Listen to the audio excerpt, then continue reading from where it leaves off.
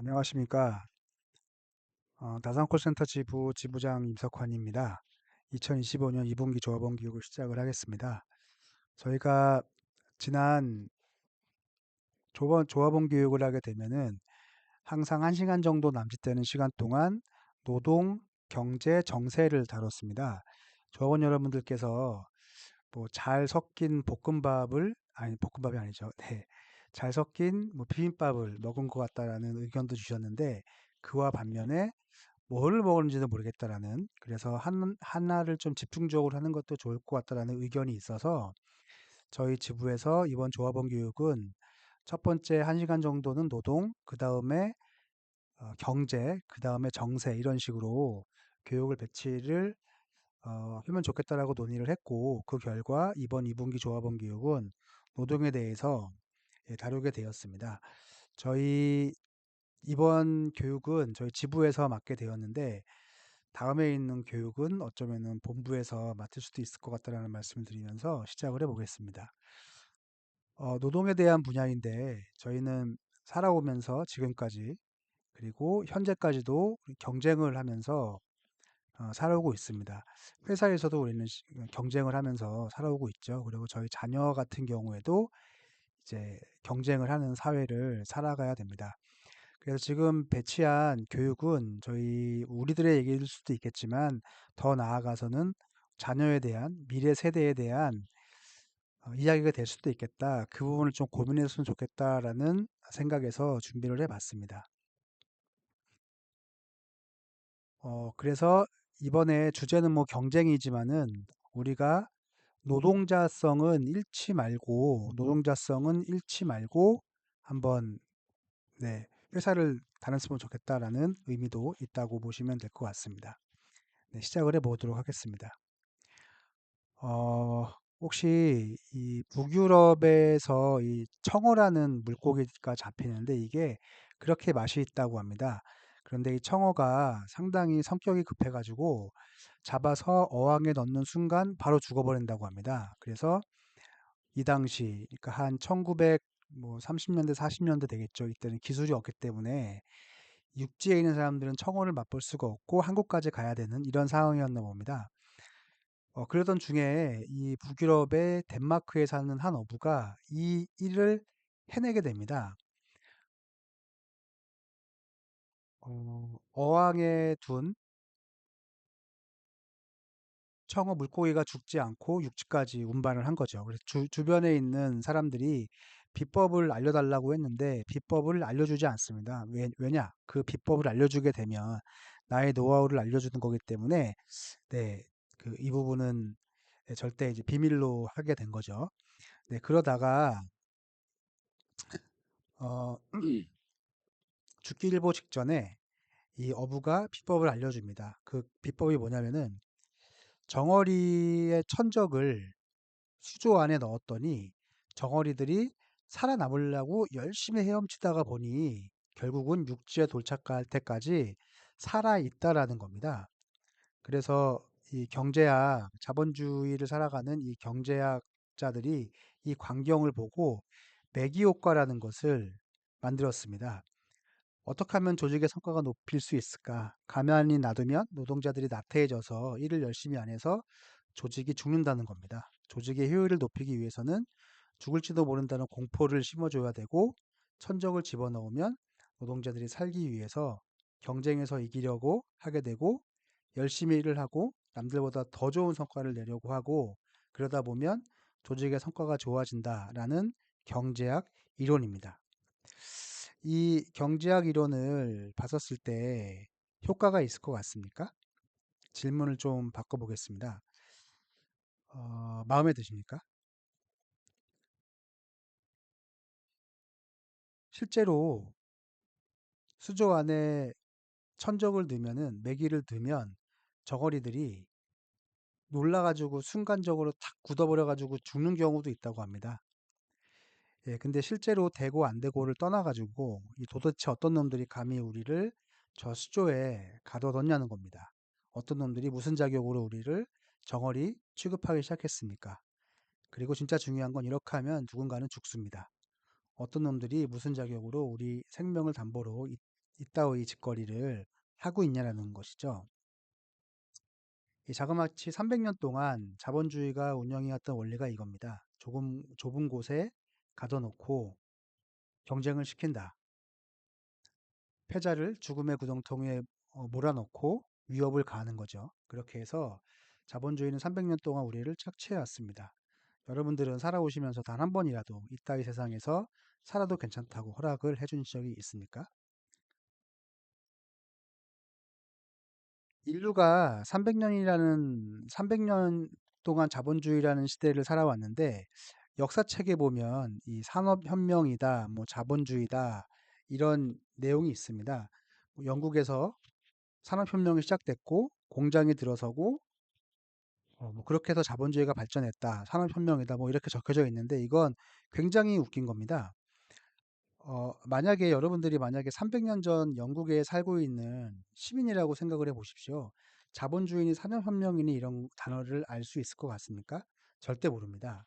300년 전 영국 런던 시민들이 보기에 무슨 어마무시한 변화가 생긴 게 아니고 그냥 내가 살던 동네에 공장 하나가 생긴 것뿐이고 내가 살던 동네에 노동자가 생겼을 뿐입니다. 어마무시한 변화가 아닌 거죠. 그런데 이 작은 변화가 인류가 7천년 동안 문명이라는 것을 이루고 살아오면서 지켜왔던 가장 소중한 원칙 하나를 박살을 내버립니다. 메소포타 문명이라고도 하는데 7천년 동안 사회를 이루고 살아오면서 단 한 번도 깨트린 적이 없는 원칙이 하나가 있습니다. 그 원칙은 바로 협동이라고 합니다. 인간은 그 오랜 시간 동안 서로 돕고 살아온 것에 의심을 가져본 적이 없습니다. 그리고 서로 돕고 살았을 때 훨씬 더 높은 성과와 효율을 나타냅니다. 7천년 동안 그렇게 우리는 살아왔는데 그런데 어느 날 자본주의라는 게 그냥 우리가 살던 동네에 공장이 하나 생겼을 뿐인데 이런 상업혁명이라는 게 시작됐을 뿐인데 인류가 살아왔던 이 소중한 원칙 하나를 박살을 내버리죠. 그리고 지금 우리가 살고 있는 이 수조 같은 세상이 시작이 됩니다. 지금부터 여러분들과 이 이야기를 한번 해보려고 합니다. 혹시 잭 웰츠라는 사람을 아는지 모르겠는데 이 경영의 신이라고 불렸던 사람이라고 합니다. 이 잭 웰츠가 했던 경영 방식이 어떤 건지 한번 영상으로 보고 가겠습니다.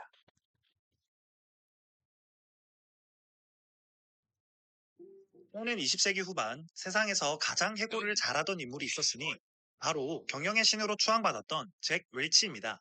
그는 1981년 46세의 젊은 나이에 미국 거대 기업 제네럴 일렉트릭의 최고 경영자 자리에 오른 뒤 무려 29년 동안 GE를 이끈 전설적인 경영자죠. 하지만 그는 사람들로부터 수많은 비판을 받기도 했는데요. 잭 웰치가 경영의 신이 된 이유와 비판을 받게 된 이유는 같습니다. 바로 10% 룰이라 불리는 노동자 관리 기법 때문이죠.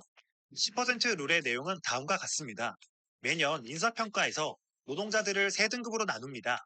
20%에 해당하는 상위 1등급에게는 막대한 성과급과 승진 기회를, 70%에 해당하는 중위 2등급에게는 더 잘하라는 동료를 주었습니다. 그리고 3등급에 해당하는 나머지 10%에게 가장 혹독한 벌을 주었죠. 바로 해고입니다. 여러분은 어떻게 그렇게 잔인한 짓을 하고 생각하겠지만 잭 웰치의 생각은 달랐습니다. 그는 노동자들은 그저 포상을 받기 위해 혹은 해고를 피하기 위해 열심히 일할 뿐이라고 생각했습니다. 노동자라는 존재를 일종의 자원, 부품으로 본 거죠. 그래서 노동자들의 모든 성과를 숫자로 바꾼 뒤 하위 10%에 해당하는 사람들을 모조리 날려버렸습니다. 이 제도는 매년 반복되었고 오랫동안 살아남은 사람은 거의 없었어요. 사람들은 이러한 모습을 보고 웰치에게 중성자탄 잭이라는 별명을 붙이기도 했습니다. 중성자탄은 건물을 거의 파괴하지 않으면서 건물 안에 사람만 죽이는 놀라운 성능을 지닌 핵무기예요. 웰치가 운영하는 조직은 건물만 남고 그 안에 노동자들은 싹 갈아엎어진다는 의미에서 붙은 별명이었죠. 21세기가 시작되기 전까지 웰치의 경영 방식은 경영자들에게 교과서 그 자체였습니다. 그래서 경영학계에서는 1980년대부터 1990년대에 이르는 20년을 웰치의 시대라고 부르기도 합니다. 하지만 이런 비인간적인 경영 방식은 심각한 부작용을 낳았습니다. 노동자들은 같은 사무실에서 일하는 동료들을 헐뜯었고 어느 순간 협동은 사라지고 갈등만이 남았죠.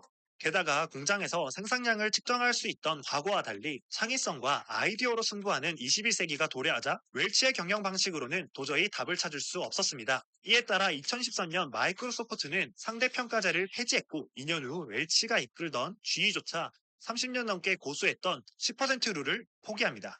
아이디어 공유와 협업을 막고 단기적인 성과와 숫자에 집착하는 문화, 사내 정치 등을 부추겼다는 이유에서였습니다. 화가 난 웰치는 미국 경제신문 월스트리트 저널과의 인터뷰를 통해 상대평가가 팀워크를 해친다면 팀워크도 평가 점수로 환산하면 될 거 아니냐라는 말로 반박해 나섰는데요.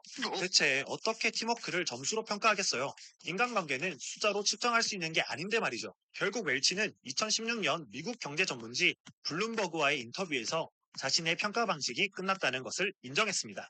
20세기 후반이 웰치의 시대였다면 21세기는 웰치의 흔적을 지우는 시기가 된 거죠. 한 시대를 풍미했던 상대평가제와 10%룰, 그리고 이를 가장 잘 이용했던 경영의 신 잭 웰치. 경영 방식에 대한 비판은 들어마땅하지만 그가 20세기 최고의 경영자였다는 사실만은 분명합니다. 이상 지시가 교양 챙겨였습니다.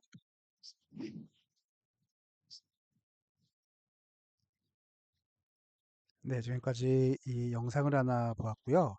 다음 하나에 또 보실 영상은 우리가 공공기관은 아니지만 공공기관, 그러니까 공기업은 아니지만 공공기관이라고 할 수 있습니다. 네, 그 공공기관에 공기업에 성과 연봉제가 도입이 되었을 때 얼마나 큰 심각한 문제가 발생이 되었는지를 2012년도에 제작한 영상이 있습니다. 박근혜 전 대통령 당시 공공기관의 성과연봉제가 도입이 되었기 때문에 그것을 우려하는 영상이라고 할 수 있는데 우리는 성과연봉제를 도입을 하지 않았지만은 성과연봉제를 우리는 성과제로 풀이해서 이해할 수 있습니다. 이런 성과연봉제가 우리 그 공공기관에 우리와 같은 공공기관에 얼마나 좋지 않은 영향을 미치는지에 대한 영상이기 때문에요. 한번 또 보고 가겠습니다.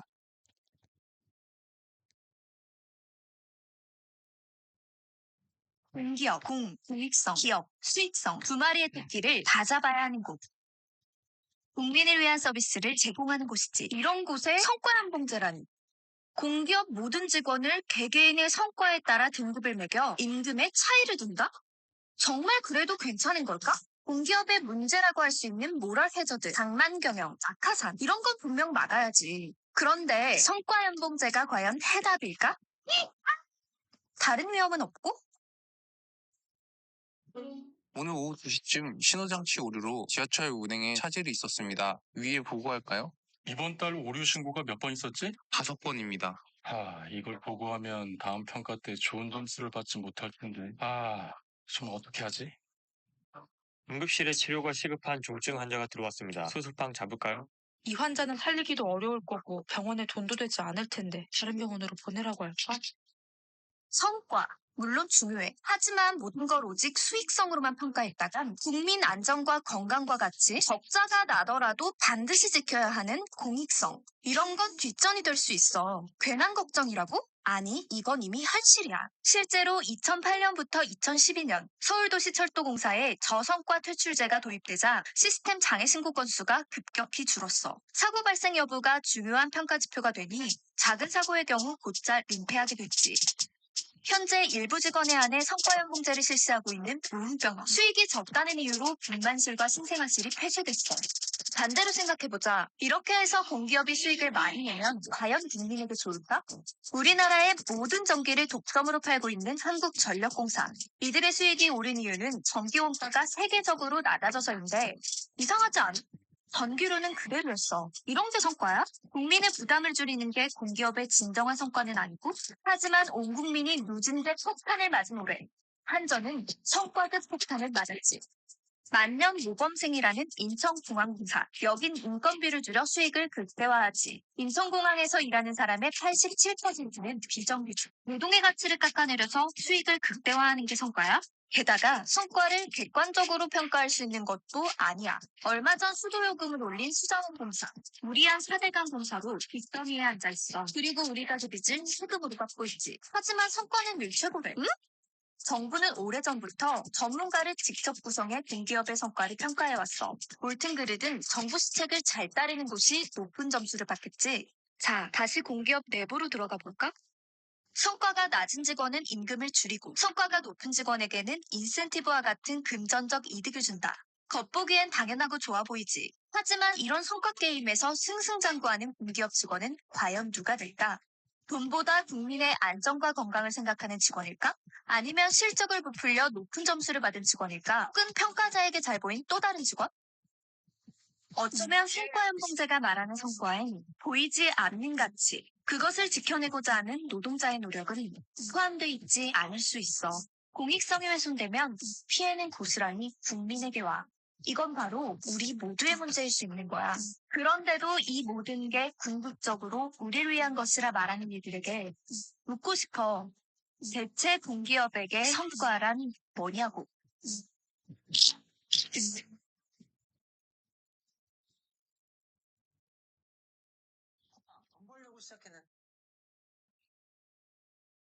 네, 두 가지 영상을 이제 봤습니다. 어, 이 잭 웰치라는 아까 이 영상에서 소개를 했던 잭 웰치라는 사람이 만든 이런 세상이라고 할 수 있죠. 잭 웰치가 만든 세상과 하나는 좀 일본 얘기라서 좀 그렇지만은 도요타라는 회사가 만든 세상이 두 가지 세상이 있습니다. 서점에 가서 경영학 코너에 가면 백발백중 잭 웰치라는 사람의 이름이 나옵니다. 경영의 신이라고 불리는 사람인데 미국의 제너럴 일렉트릭이라는 거대한 기업을 수십 년 동안 이끌었던 사람입니다. 이 사람이 만든 세상의 형식은 이런 겁니다. 10% 룰이라는 건데요. 압도적인 경쟁과 성과 연봉제의 세상입니다. 그러니까 성과제죠. 성과제의 세상입니다. 이게 바로 신자유주의라는 것을 이끌었던 경영의 원리인데 이제 우리 노동자들을 대하는 자세이고 이게 전 세계적으로 가장 합리적인 인사 관리 방침으로 여겨져 왔다고 합니다. 아까 소개했던 영상과 똑같습니다. 매 기수마다 상대 평가를 통해서 제일 일자라는 20%를 분류해내서 엄청나게 보상을 해줍니다. 그리고 중간에 80%를 분류해서 조금만 잘하면 20% 안에 들면 20% 안에 들면 돈을 많이 벌 수 있어라고 격려를 해줍니다. 그런데 이 10% 룰의 핵심은 반드시 어떤 경우에도 하위 10%를 분류해낸다는 겁니다. 그리고 이 잭 웰치는 무슨 일이 있어도 하위 10% 노동자를 반드시 해고합니다. 무슨 일이 있어도 해고합니다. 이게 그 유명한 잭 웰치의 10% 룰이라는 것이고 전 세계를 지배했던 제도입니다. 또 하나의 세상은 이 도요타라는 세상인데 1980년대에서 70년대에 우리나라 현대자동차나 기아자동차 이런 직원들이 견학 간다고 도요타 공장에 가보면 공장 문을 활짝 열어놓고 견학해주면서 방송에서 도요타의 엔진, 뭐 구조, 도면, 디자인 이런 걸 방송으로 다 얘기해 줍니다. 우리나라 직원들이 놀라서 아니 영업 비밀을 다 알려주시면 어떡합니까? 라고 반문을 하는데 그러면 이 도요타 직원이 다 베껴가세요. 상관이 없습니다. 도요타의 핵심 경쟁력은 엔진 구조에 있는 게 아니니까요. 다 베껴 쓰셔도 됩니다. 라고 이야기를 했다고 합니다. 그럼 도요타의 핵심 경쟁력이 뭡니까? 라고 물어보면 우리 회사의 핵심 경쟁력은 노동자를 가족으로 대하는 겁니다. 라고 얘기했다고 합니다. 이 오쿠다 히로시라는 도요타를 몇십 년 동안 회장을 맡았던 사람의 이야기인데요. 이 사람은 노동자는 가족이라고 주장을 합니다. 그래서 혹시 간부들이 와서 올해 너무 실적이 안 좋으니까 노동자 몇 명 잘라야 되겠습니다라고 얘기하면 이 히로시 회장은 가족을 해고를 하냐? 내가 가장인데 어떻게 나보고 가족을 자르라는 거냐? 그 주장을 하려면 책임을 가장인 나한테 먼저 물려라. 내 배를 먼저 갈라라. 라고 이야기를 했다고 합니다. 이 두 가지 세상이 있는데 한 가지는 하나는 노동자들을 가족처럼 대하고 뭐 협동을 중시하는 도요타의 세상이고 하나는 노동자들을 항상 분리해서 상위자에게는 우쭈쭈 해주고 하위자에게는 벌을 주는 세상입니다. 자, 이번 시간에는 어떤 세상이 우리 노동자들에게 더 좋은 세상일까요를 묻지 않겠습니다. 질문은 이겁니다. 어떤 세상이 기업에 더 효율적인가를 묻고 싶은 것입니다. 잭웰치의 세상은 핵심은 이거죠. 성과제도와 경쟁을 통해서 매기효과 같은 것을 만들어서 효율을 높이겠다는 겁니다.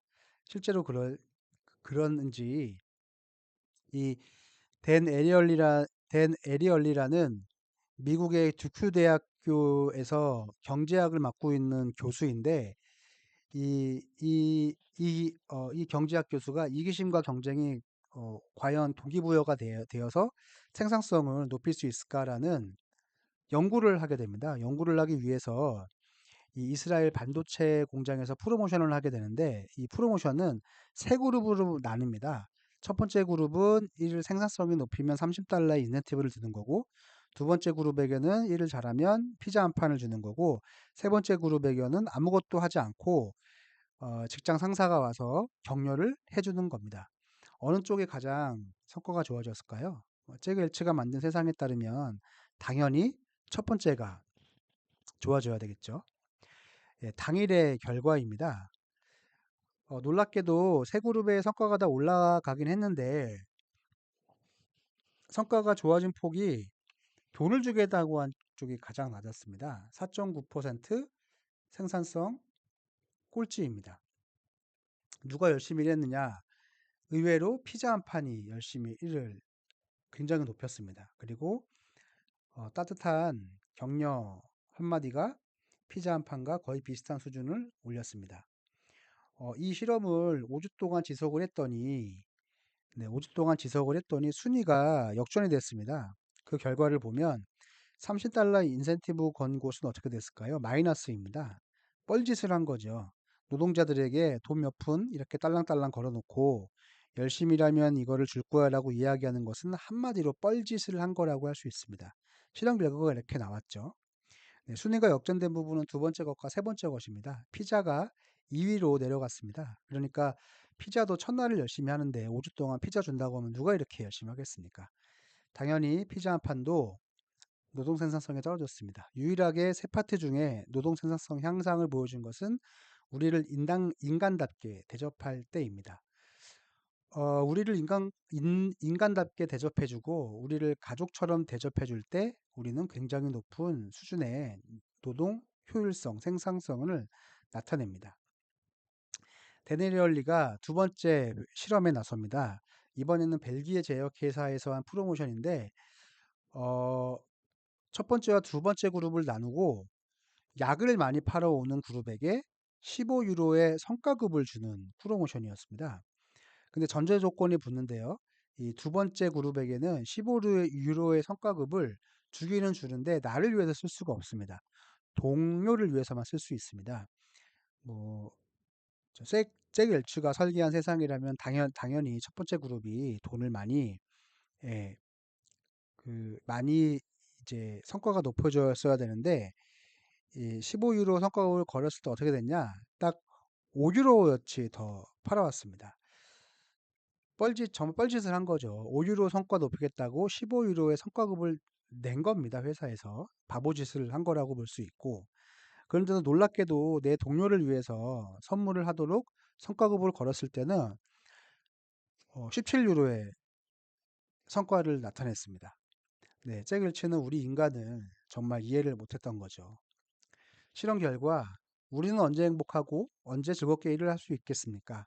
직장 동료들과 신뢰를 가질 때, 옆에 있는 동지들이 가족처럼 느껴질 때, 우정 어린 동료들과 업무 끝나고 소주 한잔 할 수 있는 행복이 있을 때, 그때 행복하다. 내 옆에 있는 사람을 짓밟아야 내 옆에 있는 동료를 어떻게든지 음해해야 내가 좋은 성과를 받을 수 있다고 그 지옥 같은 세상에서 살 때가 아니고 우리는 훨씬 더 따뜻하고 안전하고 가족 같은 동료애를 느끼는 그런 직장에서 좋은 성과를 나타낸다라는 결과를 발표를 했습니다.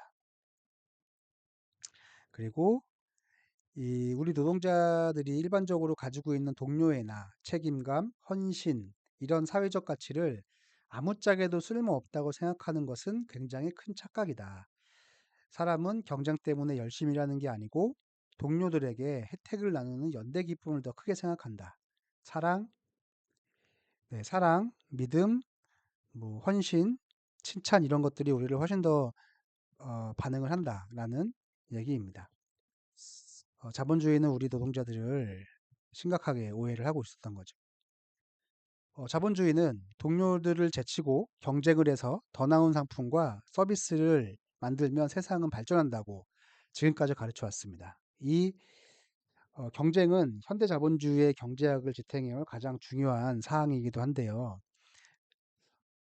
정말로 이 경쟁이, 그러니까 자본주의는 경쟁과 인간이 이기적인 존재라고 항상 가르쳐 왔거든요. 항상 이기적인 존재이기 때문에 내가 더 많이 가져가야 돼. 이런 상황이기 때문에요. 그래서 정말 인간이 이기적인 존재라는 것인지 실험을 한번 해봤습니다. 이 바로 최후 통첩 게임이라는 굉장히 유명한 경제학 모델인데요.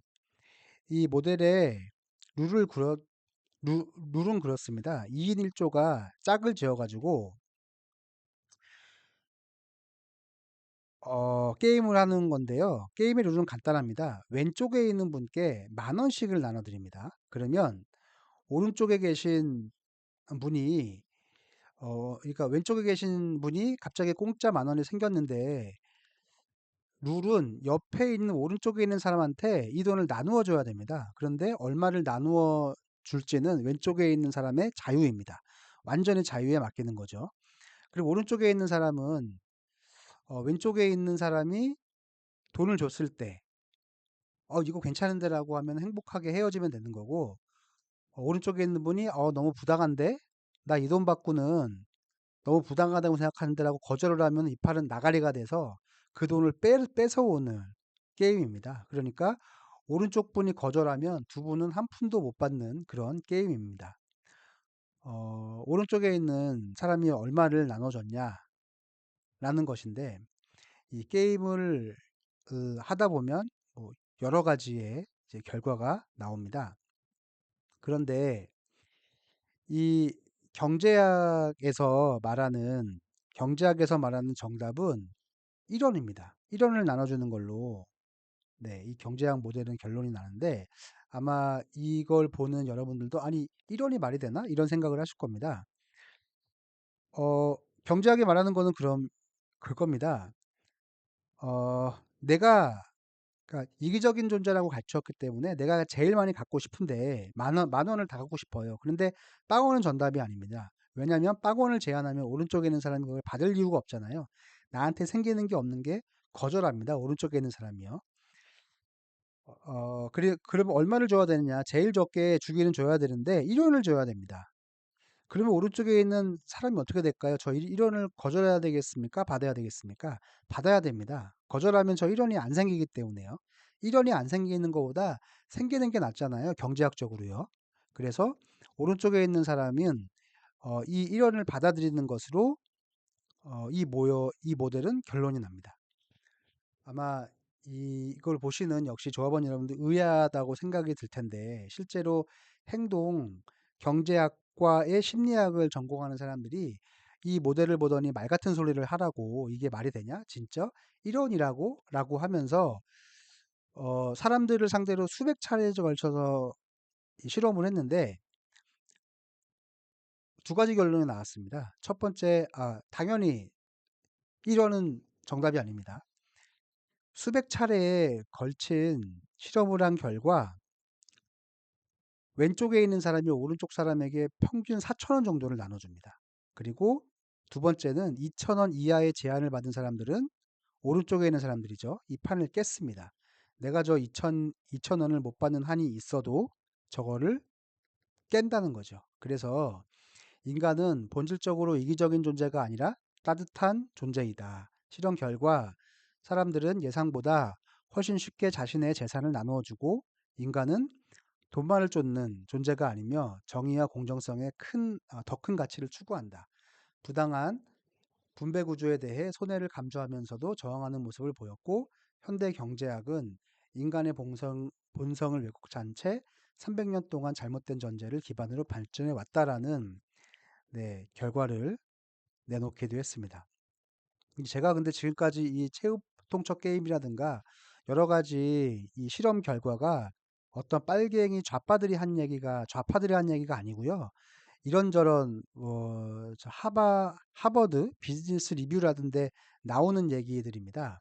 그러니까 이 선진국, 뭐 서구라고 하죠. 미국이라든가 이런 서구의 자본가들도 이 이야기를 알고 있습니다. 이게 얼마나 소용이 없는 짓이라는 걸 다 알고 있는데 이 짓을 왜 하냐? 왜 하겠습니까? 이 업무 효율이 높아진다고 정말로 믿고 있을 것 같습니까? 아닙니다. 이 자본가들도 압니다. 이게 업무 효율이 높이지 못한다는 걸 아는데 이 짓을 왜 하냐? 이유가 있습니다. 어, 그 이유는 바로 이겁니다. 이 스키너라는 심리학자가 한 유명한 스키너의 상자라는 실험입니다. 이 스키너라는 사람은 세계 심리학계에서 가장 악명을 떨친 심리학자이기도 한데 이 사람은 어떤 사람이냐면 인간의 행동을 조작을 통해서 완벽하게 통제할 수 있다고 믿는 사람입니다. 특별한 훈련 과정만 거치면 된다고 합니다. 사람을 통제하기 위해서 필요한 건 일정 기간 사람을 좁은 공간에 가둬놓고 그러니까 가둬놓기만 하면 된다. 이게 바로 그 악명 높은 스키너의 상자라는 것인데 이 스키너의 제자가 이런 얘기를 합니다. 제자 중 한 명이 나한테 5살에서 10살 사이 애들을 한 20명만 줘. 그리고 나한테 돈을 주고 15년만 시간을 줘. 나한테 모든 것을 맡겨주면 그 20명의 아이들을 니네들이 원하는 사람들로 완벽하게 만들어줄게. 목사도 만들 수 있고 의사도 만들 수 있고 변호사도 만들 수 있고 강도도 만들 수 있고 거지도 만들 수 있어. 이렇게까지 이야기를 합니다. 사람의 정신세계를 완벽하게 통제할 수 있다고 믿는 사람인데 어떻게 실험을 하느냐? 바로 보상과 처벌로 통제를 하는 겁니다. 그러니까 우리 놀이공산 가면 돌고래쇼 같은 잘 고개 넘으면은 이런 먹이 주고 이런 상황인데 이 좁은 상자 안에 가둬두고 이 쥐가 저 빨간색 버튼을 누르도록 하는 겁니다. 저 중간에 앞에 보이는 빨간색 버튼인데 여기서 이걸 누르면은 먹이가 떼고 그러니까 흘러나오 오른쪽에 있는 예, 먹이 나오는 곳으로 먹이가 흘러 나옵니다. 이제 쥐가 처음에는 상자 안에 갇혀서 모르고 왔다 갔다 가다가 우연히 버튼을 눌렀더니 먹기가 떨어지는 거예요. 그럼 쥐가 똑똑해서 이거 몇 번 해보고 누를 때마다 먹이가 나오는 거를 이제 파악을 합니다. 누르기 시작합니다. 그럼 버튼을 누르면 먹이가 나온다라는 이 규칙을 알게 됩니다. 그러면 더 효율적인 방법을 찾게 되는데, 어, 5번에 한 번씩, 그러니까 한 번에, 이 버튼 한 번에 먹이 하나는 낭비잖아요.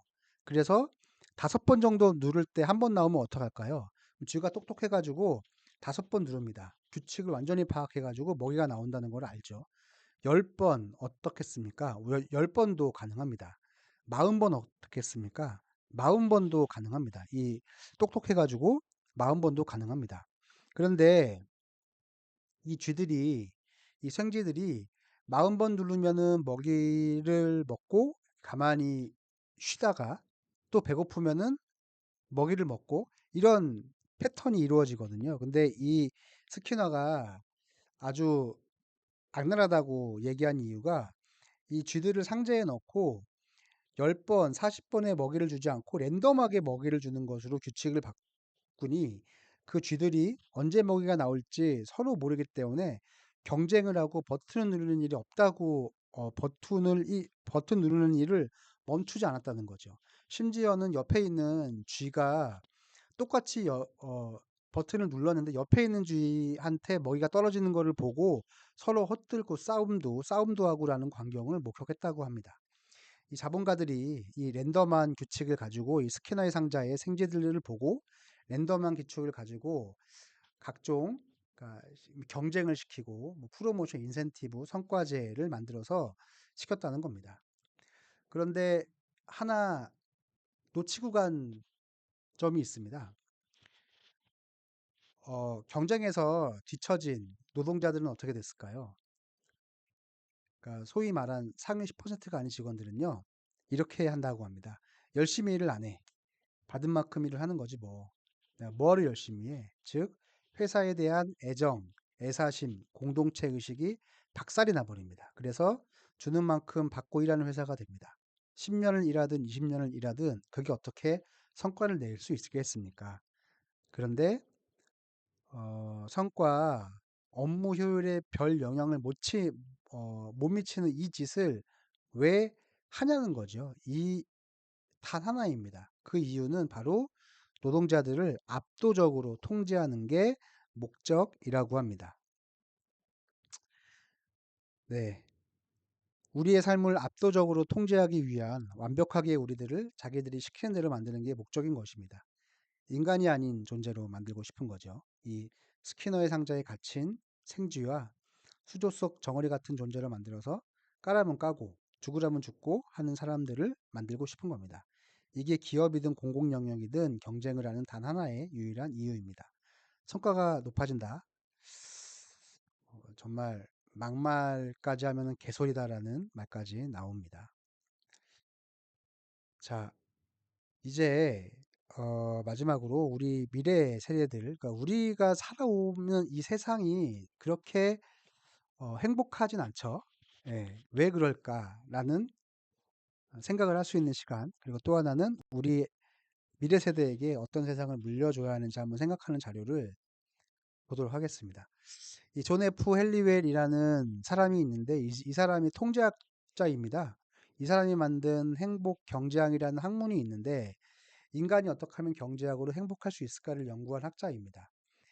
이, 이 학자가 만든 그 행복 경제학이 굉장히 중요한 분야로 떠올라서 유엔에서 이분이 연구한 행복 경제학을 가지고 세계 행복 보고서라는 것을 만들게 됩니다. 그러니까 주요 유엔에 가입되어 있는 주요 157개국 중에 행복 경제학 순위를 매겨서 매년 발표하기 시작합니다. 이제 2024년도에도 발표됐고 25년도에도 발표가 됐는데 24년도 기준으로 보면 우리나라가 몇 위를 했을 것 같습니까? 아마도 의견이 이렇게 몇 위였을 거다, 몇 위였을 거다 이렇게 생각을 하실 것 같은데 실제 순위가 54위에서 8위 정도 했다고 합니다. 이 순위를 들었을 때 여러분들이 생각해 본 것보다 높은지 낮은지는 모르겠지만은 어쨌든 제가 보기에는 좀 굉장히 낮았다고 생각이 듭니다. 경제학이잖아요. 좀 낮았다고 생각이 듭니다. 이 6가지 기준을 6분의 1로 정확히 점수를 매겨서 항상 보고를 하는데 이 1인당 GDP도 빠지지 않습니다. 이게 우리나라가 한 27위 정도를 하는데요. 3인 가구 기준으로 한 4,422만 원, 1억 3천만 원의 소득을 올린다는 것입니다. 이해가 되지 않죠. 어떻게 우리나라 일반 서민들이 3인 가구가 1억 3천만 원 버는 곳이 어디에 있습니까? 우리나라가 OECD 3개 37개국 중에 소득 불균형이 가장 안 좋은 나라로 뽑힌다고 합니다. 뭐 1등이 멕시코, 2등이 칠레 정도 한다고 하는데 그리고 3등이 대한민국이래요. 그러니까 1인당 GDP 소득은 높은데 소득 불균형이 너무 심하기 때문에 우리 노동자들에게는 실감이 안 되는 수치다라고 합니다. 그런데 여기서 점수를 많이 땄다고 해요. 아마 이게 반영이 안 됐으면 54등까지 나오지 않았겠죠. 다음으로는 자주적의 삶의 선택입니다. 이 자주적의 삶의 선택이 뭐냐면은 그 나라 국민들에게 얼마나 자기 삶은 선택한 권한이 있느냐. 그러니까 얼마나 자기의 꿈을 이루고 사느냐를 묻는 것인데 이 우리나라에도 이런 경제학을 연구하는 학자가 있을 텐데 경제학을 연구하는 사람이 봤었을 때 자주적인 삶의 선택이 어떻게 1인당 GDP보다 더 중요하냐라는 것이죠.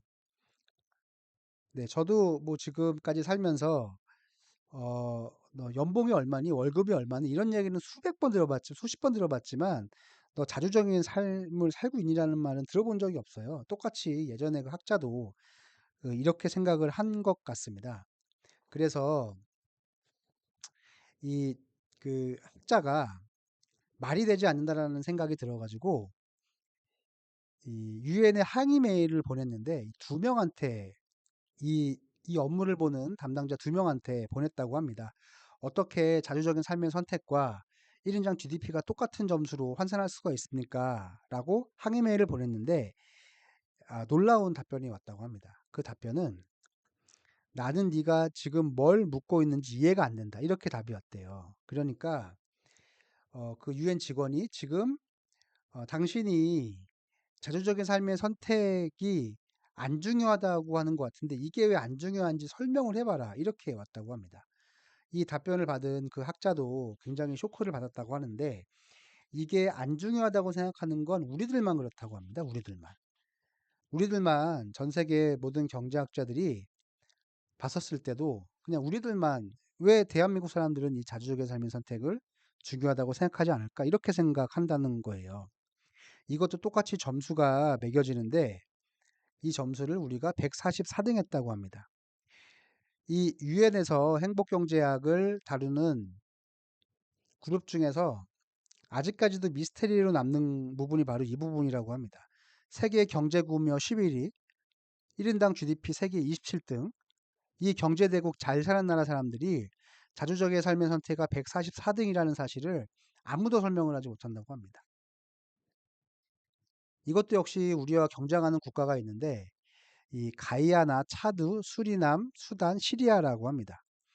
이 시리아가 한 여기서 150 정도 한다고 하는데 시리아가 어떤 나라입니까? 내전이 심해서 국민들이 마지막 삶에 선택이 없잖아요. 보트를 타고 전 세계적으로 난민이 나는 나라 사람들인데 아마 우리들은 그 사람들 보면은 뉴스를 통해서 보면은 굉장히 불쌍하다고 생각을 할 거예요. 근데 다른 나라 사람들 유엔에서 보기에는 우리도 그만큼 불쌍하다고 생각을 한다는 겁니다. 아무런 선택권이 없는 겁니다. 이게 30년 동안 압축 성장을 하면서 노동자들을 스키나 상자 속에 가둬서 완벽하게 통제한 우리의 삶이 아닌가라는 생각이 듭니다. 예, 그리고 세 번째는 건강기내 수명인데 이 건강기대 수명은 어, 얼마나 오래 건강하게 사느냐 이건데 우리가 이 분야는 구등을 해요. 건강보험제도가 우리가 굉장히 잘 되어 있습니다. 복지라는 게 그래서 중요하거든요. 세계적으로 굉장히 잘 되어 있는 나라입니다. 우리가 못 느낄 뿐이죠. 네 번째가 이제 다음에 이제 관용성이라는 것이 중요한데 이 관용성이라는 것은 내 이웃에 얼마나 관대하냐라는 것을 묻는 겁니다. 근데 아까 말씀드렸던 어, 자주적인 삶의 선택이 없는 우리나라 국민들이 과연 내 이웃에 관대할까? 예, 이게 말이 될까? 이런 또 질문을 던지게 되는데, 뭐 그렇잖아요. 우리도 뭐, 그러니까 예전에 뭐 우리는 좀 덜하지만 예전에는 직장에 나오면 어떻게 그 옆에 있는 사람이 직장 동료였습니까? 경쟁 상대였었죠. 관대할 수가 없는 거죠. 이 부분도 한 90분 정도를 하는데 여기서는 이걸 한번 소개를 해보겠습니다. 더 나은 삶의 지수라고 해서 OECD 선진국 37개국 모임이 있는데 행복 경제학을 따라한 더 나은 삶의 지수라는 것을 또 역시 매년 발간을 한다고 합니다. 행복 경제학은 6가지인데 이건 12가지 지표라고 되어 있고 여기서 이제 여러 가지 지표 중에 공동체성이라는 지표가 있는데 이 공동체성 지표에서 우리나라가 37등, 그러니까 37등 객 중에서 37등 꼴등을 한 거죠. 꼴등을 했는데 여기서 10점 만점으로 점수가 다 매겨지는데 덴마크가 1등을 했다고 합니다. 10점 만점에 1등을 했다고 하고요. 우리가 꼴등을 했어요. 꼴등을 하기는 했는데 그리고 이 12가지 공동체성 분야에서 꼴등한 나라가 3곳이 있는데 소개를 하자면 한 곳이 부정부패 브라질 빵점, 교육 수준 남아프리카 공화국 빵점, 그 마지막으로 공동체성 대한민국 빵점이라고 합니다. 참 우리가 살아가는 현실이라고 봐도 과언은 아닌 것 같습니다. 다음은 이제 청렴도 정치인데 요거는 한 90 정도 합니다. 근데 지금 정치 상황 아시잖아요. 작년 겨울에 어떤 일이 있었고, 네, 정치 상황은 다 알 텐데 뭐더 이상 정치적인 견해가 다른 우리 조합원들도 많기 때문에 그냥 여기까지만 얘기를 하겠습니다. 청렴도에서도 굉장히 낮은 점수를 받았습니다. 그런데 헬리에 교수가 그 가장 이 6가지 중에서도 다 6분의 1만큼 중요하지만 헬리에 교수가 생각할 때는 가장 중요한 중요한 요소가 이 사회적 지원이라고 했다고 합니다. 이 사회적 지원 어떻게 설명을 하냐면 인간은 언제 행복하냐. 인간은 힘들고 지치고 괴롭고 외로울 때 의지할 수 있는 동료, 동지들이 있으면 행복하다. 이렇게 생각을 합니다. 사람은 그 동지와 동료가 있을 때 행복하다는 거죠. 그런 거 해보셨을 겁니다. 진짜 내가 너무 돈도 없고 병에 걸리고 힘들 때 나를 내가 의지할 수 있는 친구가 있으면 우리는 행복한 거죠. 그래서 사회적으로 이 부분을 해결을 해줘야 되는데 사회적으로 해결을 못하고 있는 부분이 너무나 많기 때문에 우리 노동조합이라도 해야 되겠다라는 생각을 해보게 됩니다. 자, 이제 다시 이 두 세상의 정답을 말씀드리겠습니다. 노동자 입장에서 어느 세상이 어느 쪽의 세상이 더 좋으냐를 묻는 게 아니라고 했습니다. 어떤 세상에 더 기업을 효율적으로 건강하게 만드느냐라는 것을 이야기하는 건데 이 10% 룰로 신자유 시대의 경영의 신이라고 불렸던 잭 웰치가 만들었던 이 세상은요. 2018년도에 2015년도에 막을 내리고 도요타의 세상은 아직까지도 가족 경영을 이루고 있다고 합니다. 2015년 8월 달에 이 10% 룰을 포기를 했습니다.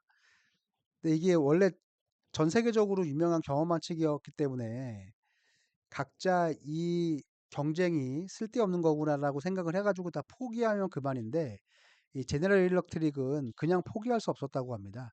30년 동안 바이블로 여겨져 왔기 때문에 그렇다고 합니다. 이 제니스 샘퍼라는 이 제너럴 일렉트릭 총괄 부사장 인사직도 맡고 있다고 하는데 전 세계 기자들을 수백 명 모아놓고 이걸 포기한 이유를 설명을 했다고 합니다. 이걸 수십 년 동안 했더니 업무 효율이 높아진 게 아니고 노동자들 사이에서 불필요한 경쟁을 부추겨서 아이디어 공유와 협업을 막아서 비효율이 탄생했다라는 겁니다. 그리고 회사가 제시한 단기 성과주의와 숫자에 집착하는 문화를 만들어서 조직 문화가 아주 엉망이 되었다는 거죠. 그래서 포기했다는 겁니다. 이 10% 룰은 요즘 같은 디지털 시대에 통용되지 않는 옛날 방식이다. 이 신상필벌 제도는 장기적으로 조직 안에 두려움을 확산하고 사내 정치를 조장한다. 네, 이렇게 하고 막을 내렸습니다. 이 시대가 2015년도에 막을 내린 게 아닙니다. 대충 한 1995년부터 시작을 하다가 버티다가 2015년도에 항복 선언을 했다고 합니다. 근데 우리는 이거를 왜 하고 있을까요? 가서 아직까지도.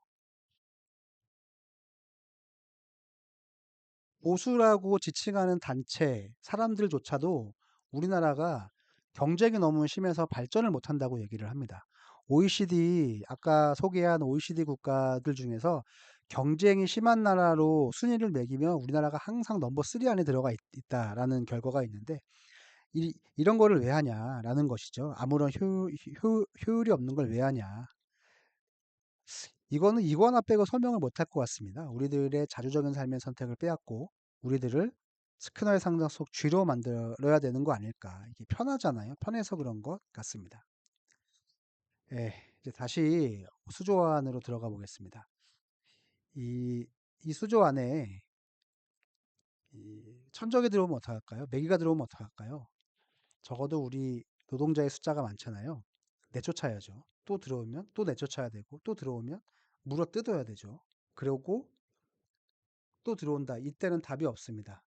방법이 없습니다. 수조를 깨고 우리가 고향이라고 했었죠. 고향인 바다로 돌아가는 거라고 할 수 있습니다. 마지막으로 대한항공 노조라고 이제 아실 텐데 대한항공 노조가 망가졌다는 표현까지 쓸 정도로 힘이 없는데 이 땅콩회항이라는 조씨 일가를 아실 거예요. 이제 조씨 일가가 비행기를 멈춰 세우지 못하게 조종사를 노조에서 분리시켰다고 합니다. 연봉을 수억 원씩 주어가며 노조와 분리해서 비행기가 멈춰 서는 일이 없다고 합니다. 그런데 철도 노조라고 아시죠? 철도 노조는 왜 강하냐? 기관사들이 철도 노조 안에 있기 때문에 강하다는 것입니다. 그러니까 핵심 분야가 어떻게 싸우고 단합하냐? 이것도 굉장히 중요한, 모든 조합원이 다 중요하지만 핵심 분야를 공략을 하는 게 자본가의, 그리고 기업의 전략인데, 그래서 이런 대한항공과 철도는 조종사를 그렇게 많이 회유를 하라고도 하지만은 철도 노조는 계속 기관사가 노조 안에 있어서 강하다고 합니다. 제가 생각하기에 우리 다산의 경우는 모든 분야가 핵심 분야라고 생각을 합니다. 대한항공과 철도는 조종사들이 핵심이라고 하면 다산은 모든 분야가 핵심 분야라고 생각을 합니다. 지금 단협을 하고 있지만 노조가 파업을 염두에 두고 협상을 하지 않습니다. 싸움을 하지 않고 이기는 것이 진정한 승리이기 때문에 그런데, 하지만 싸울 일이 있으면 싸워야죠. 내가 핵심이라는 생각으로 그런 일이 생긴다면 다 함께 투쟁을 했으면 좋겠습니다.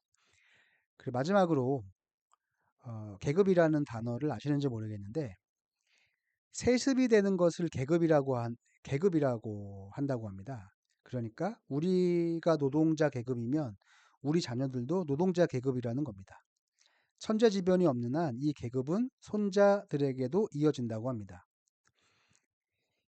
이재용 아시죠? 이재용이 왜 자본가냐면 아빠와 할아버지가 자본가이기 때문에 이재용도 자본가라는 겁니다. 그런데 대대손손 이 세상을 편안하게 살 수 있는 권리는 자본가 계급이 독점하고 있다는 것이죠.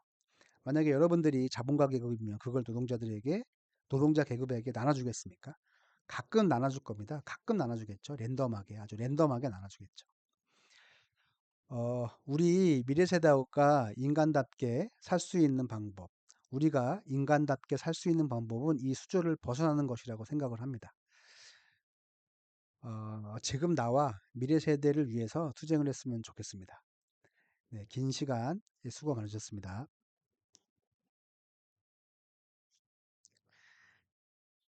네, 다음은 이제 조별 토론을 할 수 있는데, 우리 회사도, 우리 재단도 프로모션을 하는데, 프로모션 예산을 받아오기 때문에 안 쓸 수는 없어요. 그런데 이 프로모션이 너무 정량적 지표에만 치우쳐 있기 때문에 이 노동조합에서 이 프로모션을 한다면 노동의 가치를 인정하면서 할 수 있는 건 뭐가 있을까? 여행권이나 휴가권이나 문화체험 같은 것을 할 수 없을까?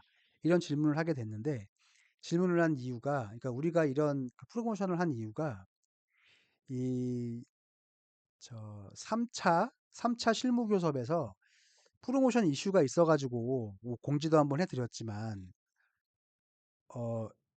좀 공방이 이어질 때 재단 측에서 어떤 프로모션을 했으면 좋겠냐고 물어보는데 직원들이 얘기를 안 해준다라는 질문을 했어요. 그래서 한번 설문을 하고 싶다 이런 얘기를 했거든요. 그래서 우리들은 그러면 좋다. 우리가 조합원 교육도 때마침 있고 하니 우리가 프로모션을 어떤 프로모션을 하면 좋겠는지 우리 조합원들 대상으로 우리도 한번 인식 조사를 해보겠다라고 뭐 얘기를 그 자리에서 하진 않았지만은 이런 생각을 하게 됐습니다. 그래서 이번 그 주제는 나는 이런 프로모션을 했으면 좋겠다라는 생각이 있으면은 이 그 지회장 각 노조 톡방에 올려주시면 됩니다. 그러면 그걸 우리가 취합할 텐데 아직까지 이 취합한 내용을 재단 측에 제공할지 말지는 논의된 부분이 없습니다.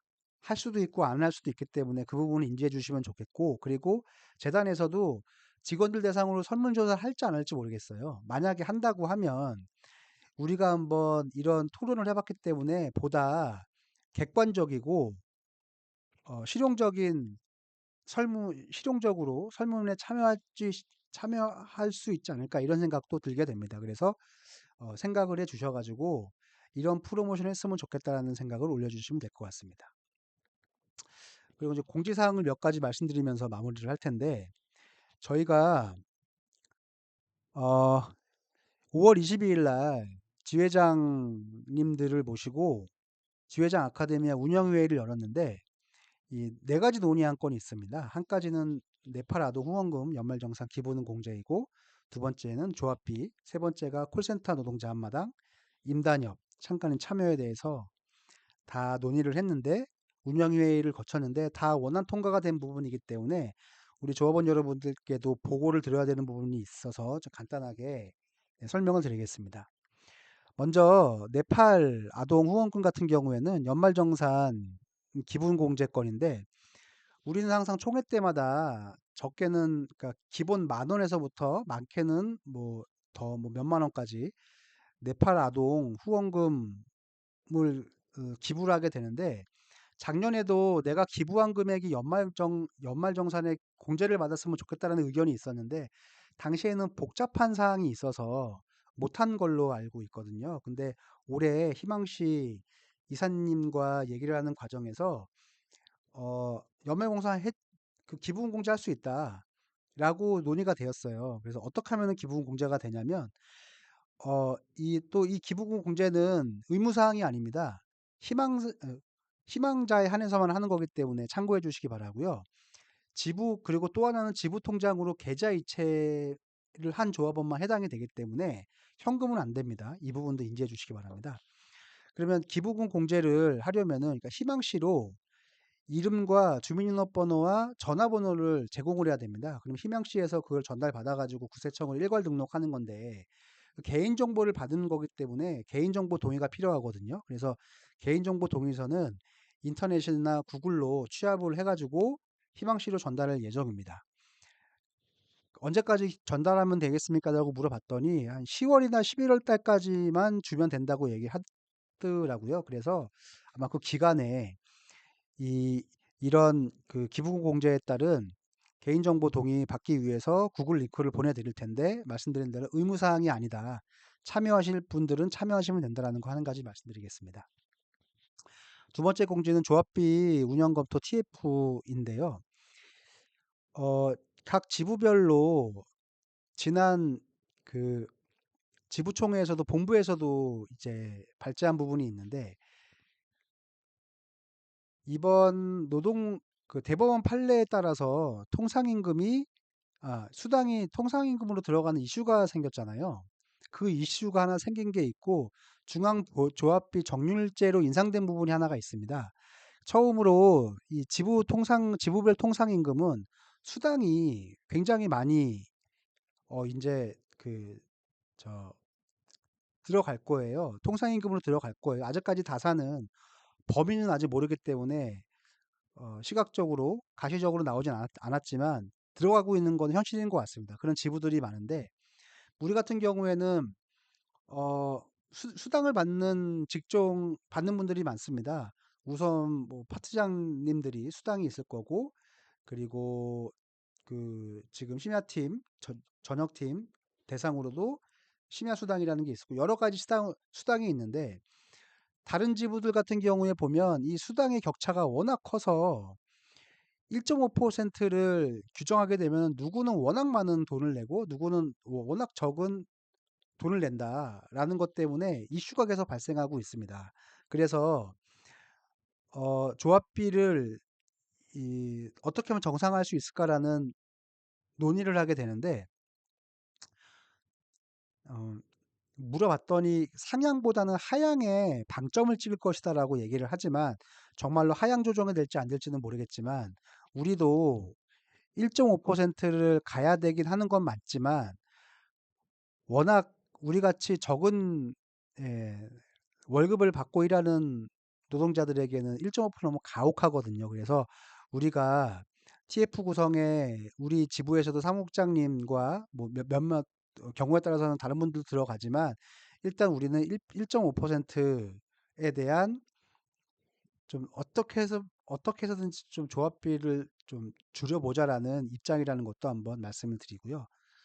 두 번째는 공공운수노조 조합비 정률제 1단계 시행을 했는데, 이 왼쪽에 있는 화면을 조합원들 각각 분께 설문조사를 받겠다라는 거였거든요. 근데 우리 지부에서는 이 설명이 안 된, 글로 설명할 수도 없는 이런 실태조사를 어떻게 조합원들한테 하라고 하냐, 이건 할 수가 없다. 근데 여기 보시면은 응답 기간이 9월 6일까지였는데 2일부터 6일까지였는데 지부에서 설명할 길이 없다라는 말을 했거든요. 그래서 그냥 여기 위에 뭐 조직명이라든가 작성자 이름 여기다가는 희망현대 본부 죄송합니다. 다산콜센터 지부로 적어서 냈는데 이 조합비는 어차피 그 본부에서 역산을 하면은 나오는 부분이기 때문에 속일 수가 없습니다. 그래서 우리는 통상임금의 1%는 계속 고수할 거고 그리고 그 조합원들 대략적으로 얼마 정도 분포가 되고 있냐 급여가라고 했었을 때 저희도 확인해 봤더니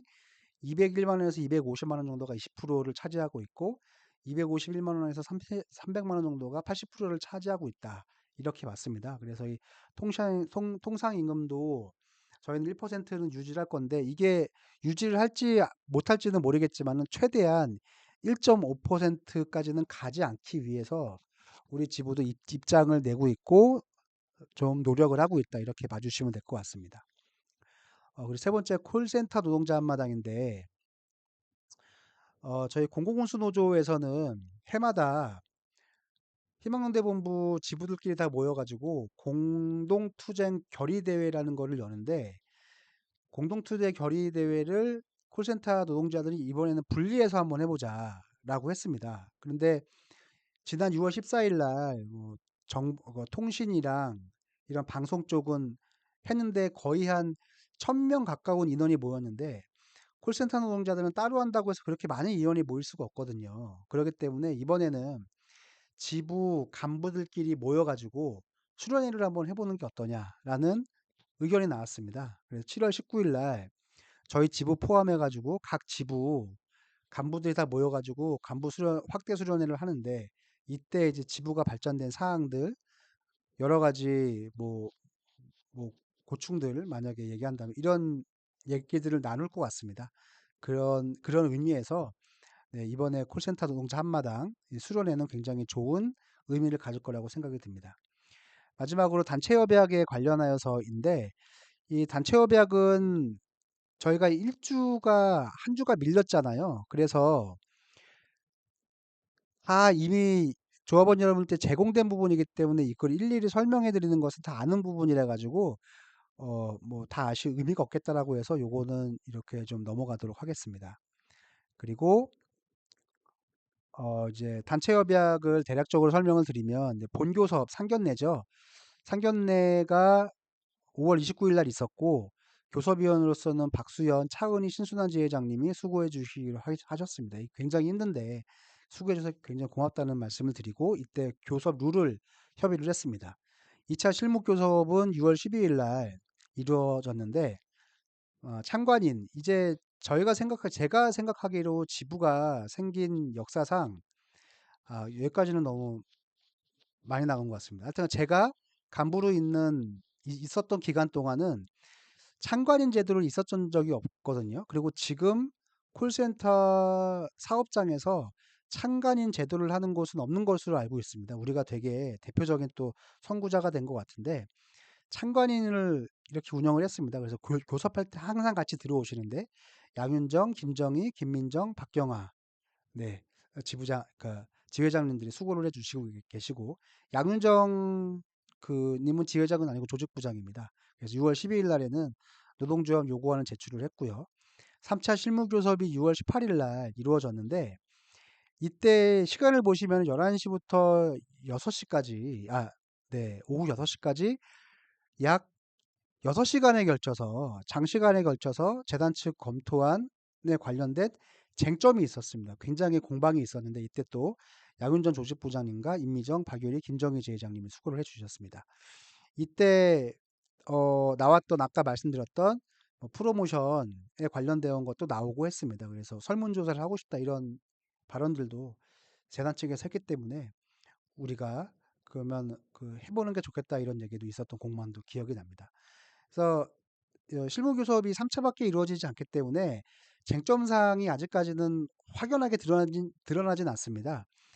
다음 주 월요일 날에 있을 4차 본교섭에서 4차 본교섭에서 어느 정도 윤곽이 드러날 것 같은데 이때 되면 또 자세하게 또 교섭 내용을 보고를 해드리겠습니다. 아까 서두에 말씀드린 것처럼 우리는 그 노동조합이 간부들이 파업을 염두에 두고 교섭을 하지 않습니다. 파업을 한다는 것도 교섭 간부 몇 명이 할 수 있는 것도 아닙니다. 조합원들의 동의가 있어야 되는 부분이기 때문에 그래서 뭐 안 싸우고 싸우지 않고 이기는 게 진정한 승리이긴 하지만 싸울 일이 생긴다라고 하면은 저희 심야팀 조합원들이 또 가열차게 싸우는 거에 잘 싸우시기 때문에 이번에도 그런 일이 일어난다라고 하면은 같이 힘을 합쳐 주었으면 좋겠다라는 말씀을 드립니다. 어제 동영상으로 여러 가지 사항을 이제 계속 말씀을 드렸는데, 그 제가 좀 그 말하는 주변이 이런 영상을 보면서 하는 강의 형태로 하는 게 어, 익숙치가 않다 보니 흐름이 잘 좋지 못했었을 것 같습니다. 그 부분은 좀 양해를 부탁드리고요. 어, 만약에 이제 힐링을 다녀오실 분이 계신다면 즐거운 시간을 보내시면 좋겠다는 말씀을 드리고 다녀오신 분이라면 예, 즐거운 이런 일들, 기억들 좀 톡방에 공유해 주시고 글로 올려주셨으면 좋겠습니다. 긴 시간 수고 많으셨습니다.